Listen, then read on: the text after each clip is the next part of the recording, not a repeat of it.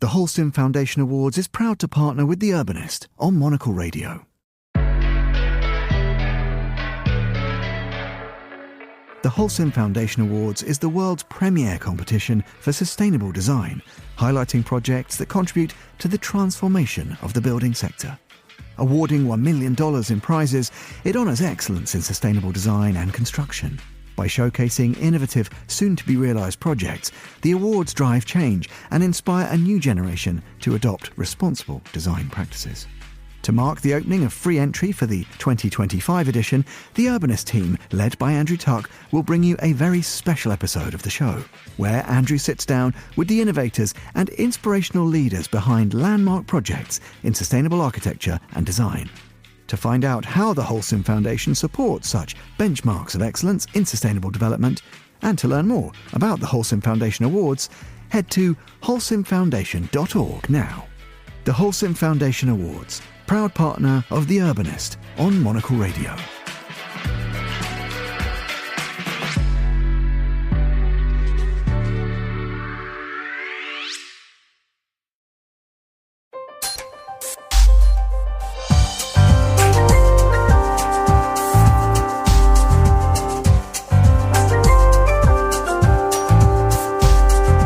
Hello and welcome to The Urbanist, Monocle's programme all about the built environment. I'm your host, Carlotta Rebello.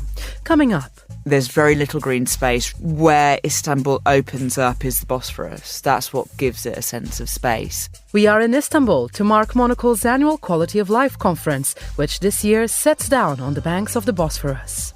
On the show ahead, we speak with Monocle's correspondent in the city, Lucinda Smith, to hear what made her choose this place as her home, what makes it tick, and what developments have been driving it forward over the years she has been here.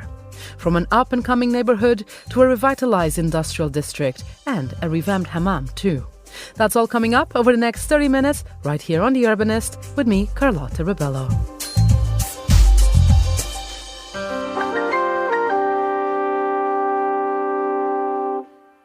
Hannah, thank you very much for joining us here on The Urbanist. It is a special edition of the programme dedicated to your home city of Istanbul. You've been meandering through the streets and reporting on all new happenings of this amazing urban centre for us. I guess I wanted to start by asking you, what made you choose Istanbul as a city to base yourself from? Well, I guess this is probably pretty unusual, but it happened by chance. Back in 2013, I was reporting on the Arab Spring. I was reporting in Syria. Obviously, at that time, it was the kind of main story in that part of the world. And so I moved actually to a different Turkish city, Antakya, down on the Syrian border. And I stayed there for 8 months. And, you know, a lot of journalists kind of move about, come and go. So as Syria sort of became less accessible, a lot of the journalists who were in Antakya moved away. But I'd fallen in love with Turkey. And I'd actually been to Istanbul as a tourist before. Of course, I'd loved it like everybody who goes there does. I was kind of awestruck by it. So I thought, OK, this is a chance to go and live in Istanbul for a little bit.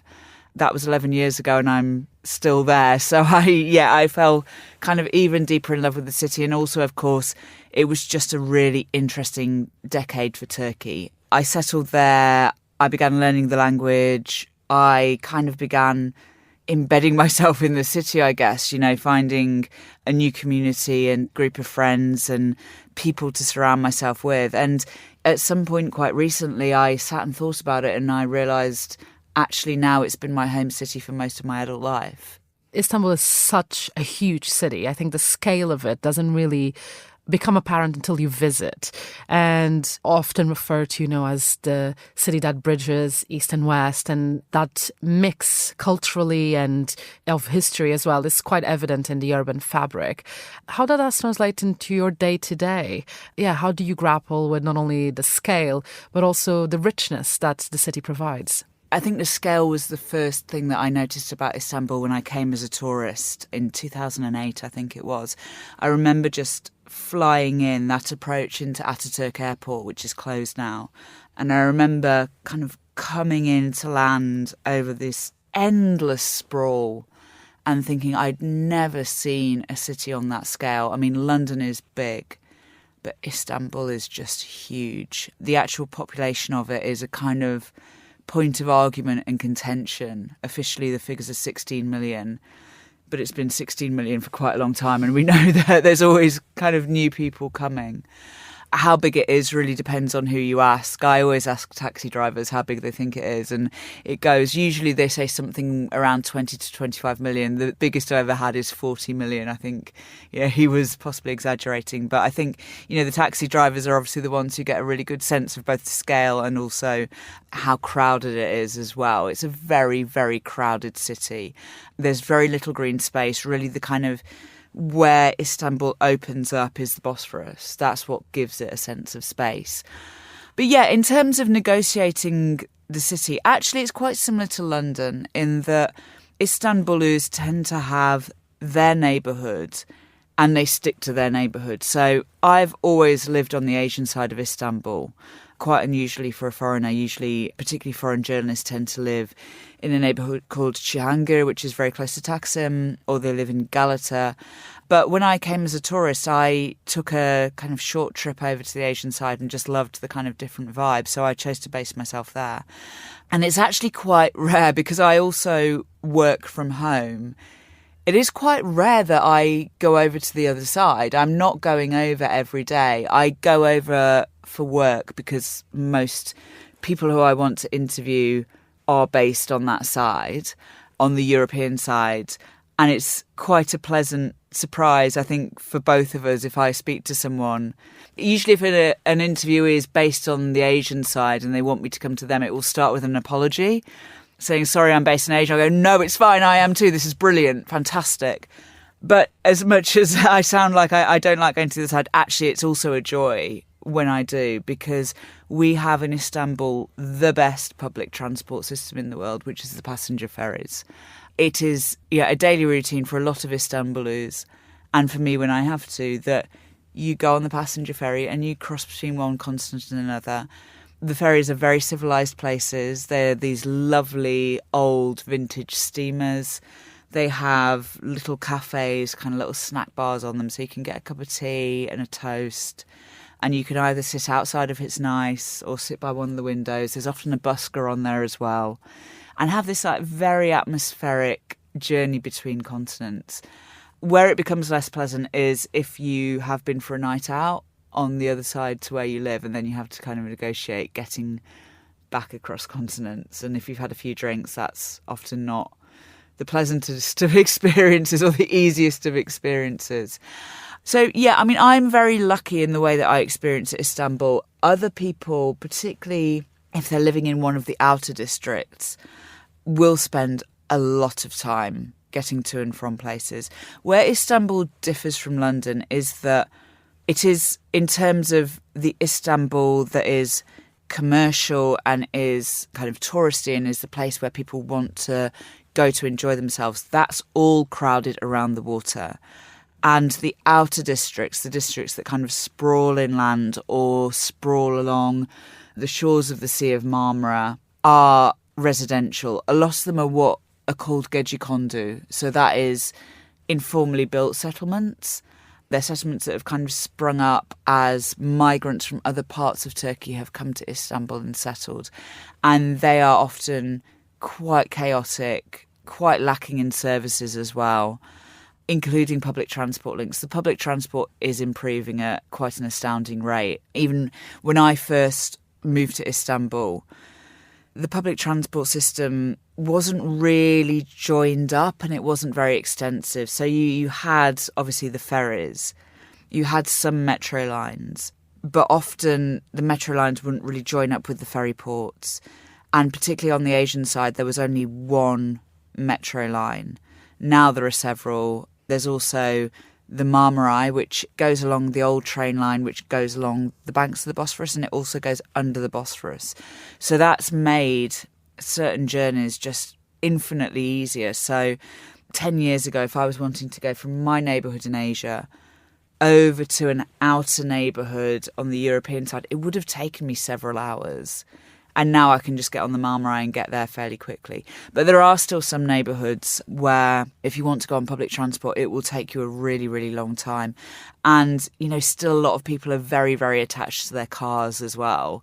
So you have this really appalling traffic. And, at certain times of day, getting in a car is not something that you particularly want to do. So, yeah, it's a huge city. But in many ways, it's also like a village because there are a sort of limited number of neighbourhoods which are seen as kind of going out neighbourhoods or leisure neighbourhoods, let's say. So one of them, in fact, is my neighbourhood, Moda, in Kadıköy. That's become really popular in recent years. Another is Cihangir.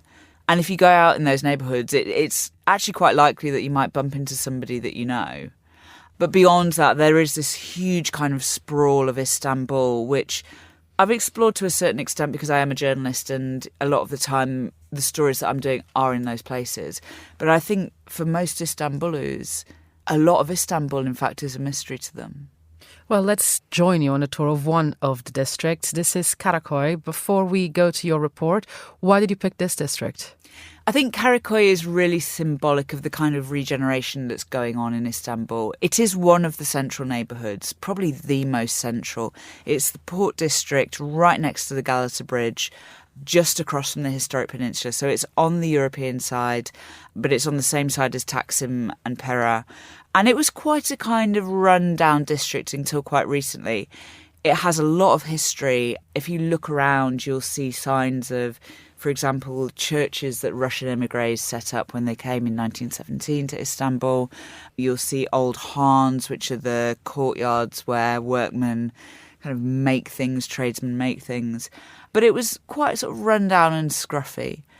That's changing really, really fast. The opening of the Peninsula Hotel has really sort of been a kickstarter for that. The historic buildings that the Peninsula occupies were just behind hoardings for years when I first arrived, which is crazy to think because they are the most beautiful buildings. There's two Han buildings and then there's the old ferry terminal. But then, yeah, that's kind of kick-started a regeneration of all the back streets. Now you have new boutiques, new bars and restaurants. So, yeah, I think it's really symbolic of that regeneration.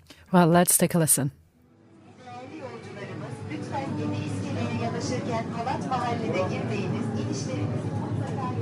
This is how most people arrive in Karaköy, a central Istanbul district that is at the heart of the city's regeneration. From the water. The waterfront at Karaköy is quintessential Istanbul. This is the place where the passenger ferries arrive, where tourists come for immaculate views of the Hagia Sophia and Topkapi Palace, where fishermen come with their rods to catch hamsi, little anchovies. It's the place where all of Istanbul gathers, and it's a constantly changing place. In recent years, this once scruffy neighbourhood has undergone a revival, spearheaded by the arrival of the Peninsula Hotel. It occupies 3 historic buildings and 1 modern one right on the waterfront. Its lobby is housed in the old ferry terminal, a beautiful example of Turkish Bauhaus design that has been faithfully restored to make the building earthquake-proof. The peninsula opened last year and it's kick-started a wave of gentrification. Right opposite the hotel, a dated multi-storey car park has been torn down to make way for a new park. The car park will be shifted underground and out of sight. A bit further up the coastline, right next to the peninsula, there is Galata Port, the city's new cruise ship terminal.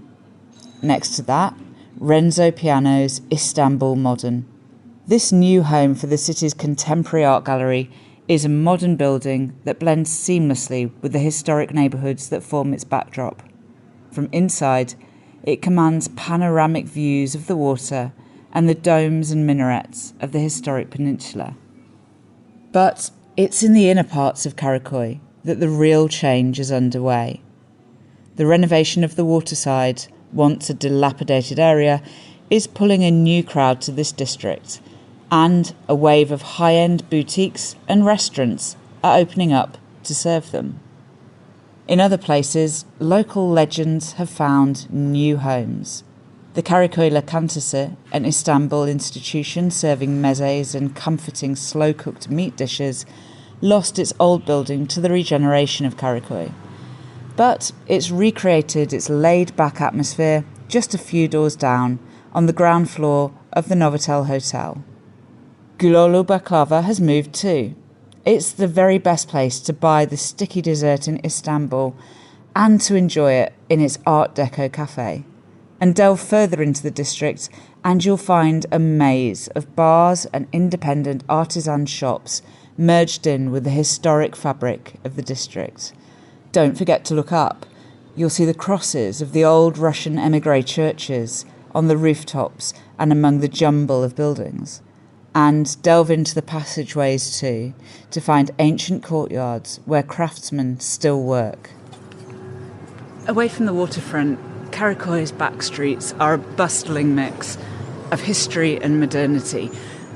Look for the signs of the past and you'll find old churches set up by Russian émigrés and crumbling buildings and khans where craftsmen used to work. But at one end, there's a small sanctuary, the Kılıçali Pasha Mosque, and the hammam next to it. The mosque and hammam mark the end of this new Karaköy, making an impressive and fitting full stop to this unique district. At prayer time, the muezzin's call mixes with the buzz coming from the bars and cafes, a true picture of modern Istanbul. Well, wonderful to tag along with you for this tour of such a iconic central district of Istanbul. Another thing that's quite particular, not only of the city, but of Turkish culture in general, is hammam culture. And a lot of people want to experience that when they visit, particularly if it's the first time. Of course, you can pick whichever range of luxury you'd like. You profiled a particular one for us. Tell us a snapshot of what we're about to hear. Firstly, let me just talk about hammams generally. This is something that comes from the Ottoman culture.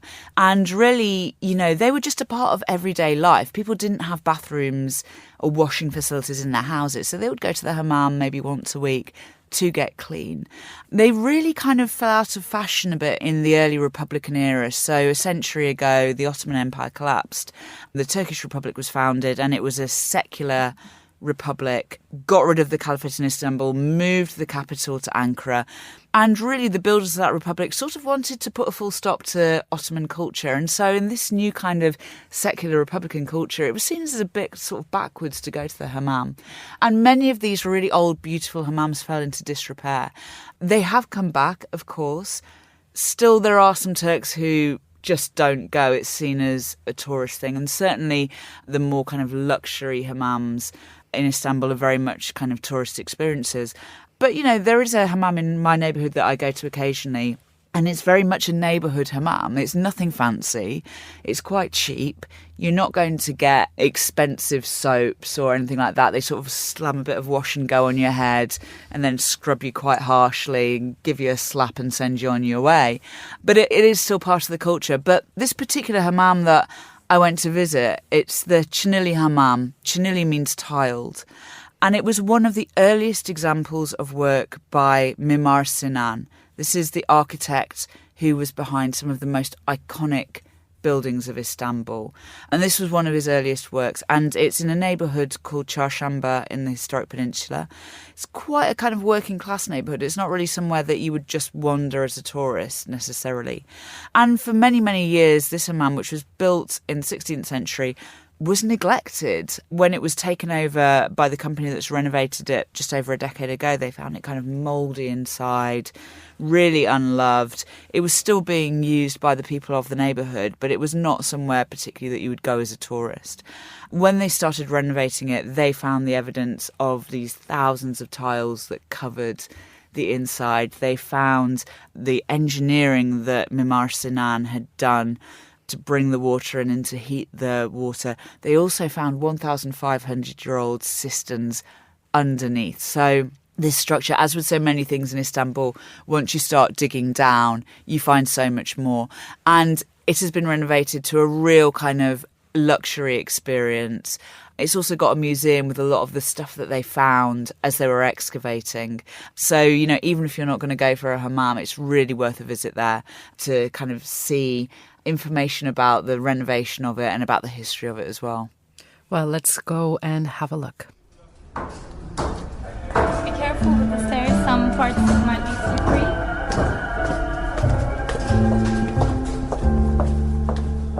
The latest must-do on Istanbul's tourist trail is the Zeyrek Çinili Hammam, a 16th century bathhouse in a hidden corner of the historic peninsula.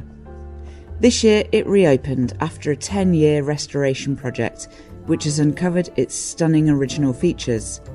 The hammam was commissioned by Barbarossa, an admiral in the Ottoman Navy, and was one of the first buildings designed by Mimar Sinan, the architect behind some of Istanbul's most iconic landmarks. It's one of the city's true historic gems. It was such an elaborate design with the tile work, with it being a double hammam, and it was a way of showing off that, he didn't belong in the royalty, but it was a way of, telling people that I rank higher up in the society. That's Kozagureli Yazgan, the founding director of the hammam, who took on the restoration project with her family firm, the Marmara Group. She showed me around the hammam shortly before the heating system was turned back on and explained some of the challenges of renovating a historic building that is deeply entwined with the fabric of the modern city. First of all, persuading the locals. The hammam complex had fallen into disrepair and was covered in mould, but it was still a working neighbourhood facility, and parts of it were being used by local businesses. Many did not initially support the restoration. People were mostly skeptical, and they didn't know what we were doing because the space was covered with, all the construction scaffoldings and stuff. They didn't know what was going on, and it was really hard to get them out of the neighboring spaces of the hammam. But then they started to believe in the project, I guess. Next, finding the craftsmen and the materials. The original interior of the hammam was covered in thousands of coloured tiles. Over the centuries they were covered up and lost, and the restoration team decided to keep only those that remained. But everything else was faithfully restored. We had to source materials from different parts of the country, like Kırklareli, Eskişehir, and we had to find people who still worked with that material, and that's even harder because most of the artisanship that made this project so special in the 16th century, they're now lost. And most of the craftsmen we found were over 60 years old, and they, usually these skill sets are passed from father to son, and we didn't have the sons to work with. We couldn't find the next generation. The finished result is stunning. A functioning hammam that provides the best level of service in the city and also serves as a living museum, bringing Sinan's vision back to life. Seeing how the city changed over the last 20 years with gentrification and, some areas losing their social fabric, I think it's more important than ever to protect these cultural heritage sites. And, one of the main goals of this project was to make this building last through generations to come. And that's why, besides turning into a, visually nice looking and it's a nice restoration project, but also, strengthening the building was also a big part of it, engineering wise, making it earthquake resistant and making it stronger, basically. Now, as we've been hearing so far, there's this ongoing urban regeneration in Istanbul. You mentioned at the start of our conversation just how much public transport has changed, for example, and also how certain projects have helped revitalize certain areas. And for this last report, you went down to the waterfront, the Golden Horn development. Why is this such a particular project that can really trigger a redevelopment and regeneration in this part of the city? Yeah, the Golden Horn waterfront was such a wasted space in Istanbul for so many years. For people who don't sort of fully know the geography, what you have in Istanbul is the Bosphorus, which cuts between the European and Asian sides of the city. But then on the European side, the Golden Horn is this kind of inlet, and it separates the historic peninsula, which is where you'll find the kind of classic Istanbul landmarks like the Hagia Sophia and the Blue Mosque, Topkapi Palace, from the more modern side of the European shore, so places like Taksim and Pera and Istiklal Caddesi. So the Golden Horn was an industrial waterway for centuries. You find kind of evidence of the old factories that were there. It was also very, very polluted because, of course, all that kind of industrial waste flowed into it for years. And the waterside itself, the shores of it, again, they were just behind hoardings for years when I first arrived there. There had been, I think in the 1990s, a plan to regenerate them, and that just never got off the ground. So there was this huge stretch of waterfront going along some of the most iconic parts of the city with some of the most amazing views, which was just really unpleasant to walk along because there was main roads along it. There was sort of nowhere apart from really skinny pavements to walk. And yeah, just really, really wasted. So what the city council has done is it has regenerated kilometres of this waterfront, made it mixed use, made it a really pleasant place to walk. And also that's allowed people to get access to the water, which had already been kind of cleaned up. And if you're really lucky, the water now is so clean, you can even see dolphins in that part of Istanbul. So it's turned this kind of industrial, post-industrial wasteland into this really amazing public facility. Let's join you then by the waterfront. I can see over there are some people rowing, I think. They're rowing, right? Yes, canoeing. Canoeing, Yeah, right. canoeing. We've got people sitting on the waterfront here. We've got the park going on over there. Tell me a little bit about what's opened up. You can see Fesane there. That's also open to public, and there are also nice exhibitions in that area. This is Renay Onur, the General Manager of Spor Istanbul, which is the agency charged with turning this crowded, chaotic metropolis into a place where residents can get outdoors and get active. Despite its months of sunshine and proximity to the water, Istanbul has not always made the best of its advantages. There are few green spaces in the city, even fewer public sports facilities, and its incredible waterfronts were once chronically underused. The Golden Horn, the inlet from the Bosphorus that winds through some of the city's most iconic locations, was neglected for decades. Unfortunately, this beautiful water was quite difficult to reach for the people who are living around. And when I mean about people who are living around, there are 4 big districts around Golden Horn: Fatih, Beyoğlu, Kağıthane, Eyüp Sultan. So the population of these 4 districts is 1.5 million. But these districts are quite business areas as well. So I don't know the exact figure, but I'm quite sure that this 1.5 million is going up to at least 3 million during the day. So that's an important location. But for a long time, actually, these locations, this location also most probably, have been used in the movies, but especially in mafia movies, you know, the killing people, throwing them into the water. So Not the best. not the best advertisement. locations for the public to come and enjoy. But over the past 5 years, an area equivalent to around 50 football pitches has been renovated along the Golden Horn. The project includes waterside parks and corniches, historic industrial buildings that have been turned into cultural spaces, and a water sports facility. Now, if you come down to the Golden Horn at sunrise, you'll find dozens of locals rowing past the famous silhouettes of the Blue Mosque, Topkapi Palace and Hagia Sophia. That scene has even been featured in one of Istanbul's recent television dramas. Istanbul is one of the few cities, or maybe the only city in the world, which is 3 sides surrounded by water, sea. Still, we didn't have a location which is owned by the municipality, which is run by the municipality, investing in rowing, canoeing, and water sports. So in a city like Istanbul, I mean, if you ask me, the main sport that we should be investing is water sports. The city is now bidding to host the Olympics in 2036, and the Golden Horn facilities are a key part of its offering. But the real beneficiaries of the project are the residents of this city, who have gained kilometres of waterfront and water to enjoy. Everything starts with experience. So the more people experience different kinds of sports, we'll be seeing more athletes. The more athletes we see, there'll be more elite athletes and probably more success at the Olympics. My thanks there to Lucinda Smith for her amazing insights on Istanbul.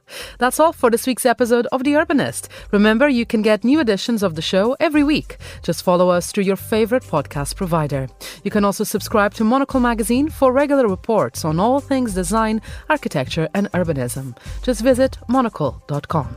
The Urbanist is produced by myself and by David Stevens, who also edits the show. I'm Carlotta Rebello. Goodbye, and thank you for listening, City Lovers.